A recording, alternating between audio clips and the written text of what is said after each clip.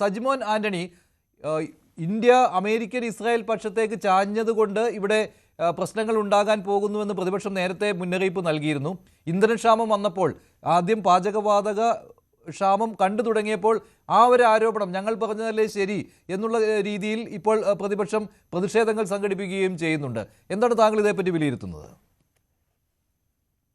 മഞ്ജുഷേ, ഈ ലോകം നമ്മൾ കഴിഞ്ഞ ഒരു വർഷമായിട്ട് ചർച്ച ചെയ്തുകൊണ്ടിരുന്നത് ടാരിഫ് വാർ ആയിരുന്നു. അത് കഴിഞ്ഞിട്ട് സഡൻലി 2 ആഴ്ച മുമ്പ് നമ്മൾ ആക്ച്വൽ വാറിനെ പറ്റി സംസാരിക്കാൻ തുടങ്ങി. ഇന്ന് നമ്മൾ ആക്ച്വൽ വാറിനെ പറ്റി സംസാരിക്കാതെ നമ്മൾ സംസാരിക്കുന്നത് എനർജി വാറിനെ പറ്റിയാണ്. അങ്ങനെ മാറിക്കഴിഞ്ഞിരിക്കുന്ന അതിന്റെ ഒരു സ്ട്രാറ്റജിക്കലി പറയുവാണെങ്കിൽ, അപ്പൊ അതിന്റെ ഒരു ഇമ്പാക്ട് ഓരോ രാജ്യങ്ങളിലും ഡിഫറെന്റ് ആണ്. അമേരിക്കയുടെ പെർസ്പെക്റ്റീവും ഇന്ത്യൻ പെർസ്പെക്റ്റീവും ഡിഫറെന്റ് ആണ്. ഇന്ത്യ ഡെഫിനറ്റ്ലി ഇതിനു മുമ്പ് പറഞ്ഞ സഹപാനലിസ്റ്റിൽ പറഞ്ഞുകൊണ്ടൊക്കെ ഒരു പരിധിവരെ യോജിച്ചുകൊണ്ട് പ്രതിപക്ഷത്തിന്റെ ജോലി അത് ഓപ്പോസിറ്റ് ചെയ്യുക എന്നുള്ളതാണ്. അത് മനസ്സിലാക്കിക്കൊണ്ട് തന്നെ ചില ഡേറ്റയും കൂടെ ഞാൻ പറയാൻ ആഗ്രഹിക്കുകയാണ്. ഇൻ ദ സെൻസ്, ഇന്ത്യയുടെ കപ്പാസിറ്റി 20 ആണെങ്കിൽ ചൈനയും അമേരിക്ക പോലുള്ള രാജ്യങ്ങളിലൊക്കെ അങ്ങനെ ഒരു ക്രൈസിസിലേക്ക് സഡൻലി വരുന്നില്ല. കാരണം ഇവിടുത്തെ കരുതൽ ശേഖരങ്ങൾ അതിനേക്കാളും കൂടുതലാണ്. അല്ലെ അതിന്റെ ഒരു സ്ട്രാറ്റജി അല്ലെങ്കിൽ ഒരു ടെക്നോളജിക്കൽ ഒരു ഡിഫറെന്റ് സ്റ്റൈലിലുള്ളതാണ്. അതുകൊണ്ടിട്ട് അത് ഡയറക്റ്റ് ഇമ്പാക്ട് വരുന്നില്ല. എന്നാൽ പ്രൈസ് റൈസിനകത്ത് ആ ഒരു ഇമ്പാക്ട് വരുന്നുണ്ട്. അമേരിക്കൻ പെർസ്പെക്റ്റീവിൽ പറയുവാണെങ്കിൽ ഇവിടെ ഇപ്പൊ 4 പോയിന്റ് ആണ് റൈസ് ആയിക്കൊണ്ടിരിക്കുന്നത്. ഒന്നാമത്തേത് ഡെത്ത് ആണ്. കാരണം അമേരിക്കൻ സോൾജിയേഴ്സ് 6 ആയിരുന്നു, ഇപ്പൊ അത് 13 ആയി. 140, 144 അതിലധികം ആൾക്കാർ വൂണ്ടഡ്. അതൊരു മേജർ ഇഷ്യൂ ആയിട്ട് ഇവിടെ സംസാരിക്കുന്നുണ്ട്. ഒന്ന്. രണ്ടാമത്തേത്, ഇപ്പൊ നമ്മൾ സംസാരിക്കുമ്പം എത്ര പേര് മരിച്ചു എന്നതിനേക്കാൾ ഉപരി സംസാരിക്കുന്നത്, നമ്മൾ ട്രംപിന്റെ വേർഡ് കടമെടുക്കുകയാണെങ്കിൽ ഇറാന്റെ ക്രൗൺ ജുവലായ കർഗ് ഐലൻഡ് അറ്റാക്ക് ചെയ്തു. എന്നാൽ അറ്റാക്ക് ചെയ്തപ്പം മിലിറ്ററി അസറ്റ്സ് ആണ് ആദ്യത്തെ ആ ഒരു ഷോട്ടിൽ പോയിരിക്കുന്നത്. എന്നാൽ കർഗ് ഐലൻഡ് ആണ് ഇറാന്റെ എനർജി സോഴ്സിന്റെ ഒരു എത്ര പെർസെന്റ് എനിക്ക് എക്സാക്ട് അറിയില്ല, മേ ബി 80-90% മൂവ് ചെയ്യുന്നത് ആ ഏരിയയിലാണ്. അല്ലെങ്കിൽ ഇറാന്റെ മണി മുഴുവൻ എനർജി റിസോഴ്സ് ആ ഏരിയയിലാണ് വരുന്നത് എന്നുള്ള കാര്യത്തിൽ സംശയമില്ല. അപ്പൊ എന്നാൽ അവിടെ അറ്റാക്ക് ചെയ്തപ്പം അമേരിക്കൻ അല്ലെങ്കിൽ ഇസ്രായേൽ ഫോഴ്സ് എണ്ണ ശേഖരങ്ങള്, എണ്ണപ്പാടങ്ങൾ അത് ആക്രമിക്കാതെ ഒരു കരുതൽ എടുത്തിരുന്നു എന്നുള്ളത് എന്തുമാത്രം ഈ ഒരു ഇമ്പോർട്ടൻസ് ആണ് ഈ ഒരു എനർജിയുടെ കാര്യത്തിൽ അമേരിക്കയ്ക്കും ലോകരാഷ്ട്രങ്ങൾക്കും അല്ലെങ്കിൽ എന്തുമാത്രം പ്രഷർ ഇവിടെ US ഇസ്രായേലിന് അഗെയിൻസ്റ്റ് വരും എന്നുള്ളൊരു ഉദാഹരണമാണ്.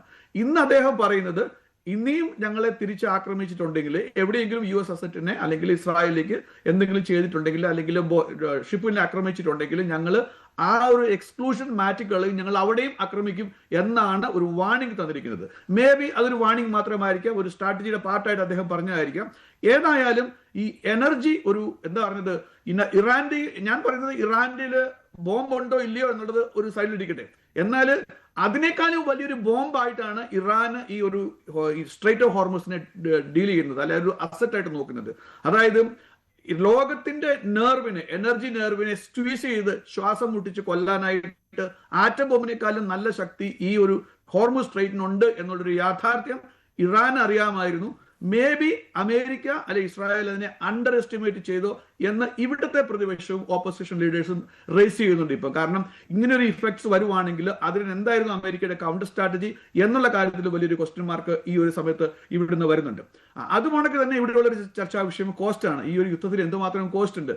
എസ്റ്റിമേറ്റഡ് കോസ്റ്റ് എന്ന് പറഞ്ഞാൽ 1 billion to 2 billion a day ആണ്. അപ്പൊ അത് വരുമ്പം അമേരിക്കയ്ക്ക് അകത്തും തന്നെ ഒരു പ്രഷർ ബിൽഡ് ചെയ്യും. ഇത് ഉദ്ദേശിക്കുന്ന പോലെ പോകത്തില്ലെങ്കിൽ.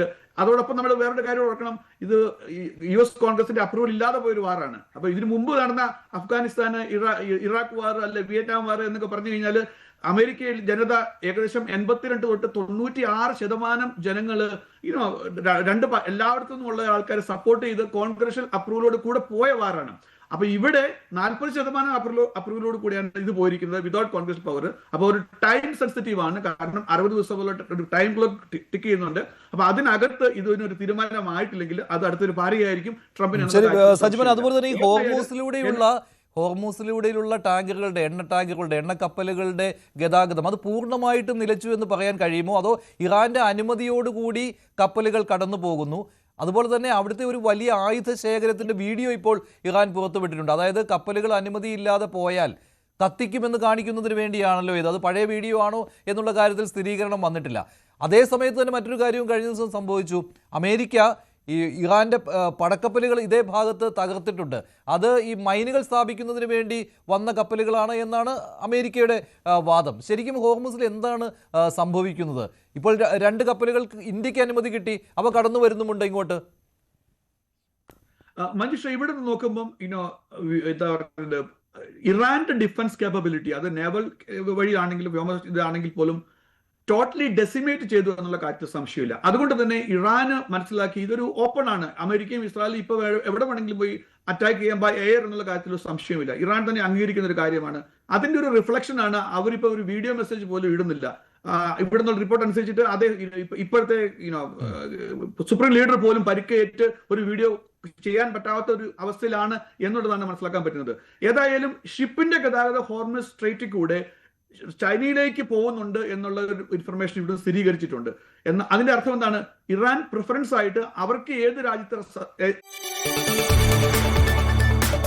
കൂടുതൽ വാർത്തകൾക്ക് news 18 Keralam YouTube channel subscribe ചെയ്യുക.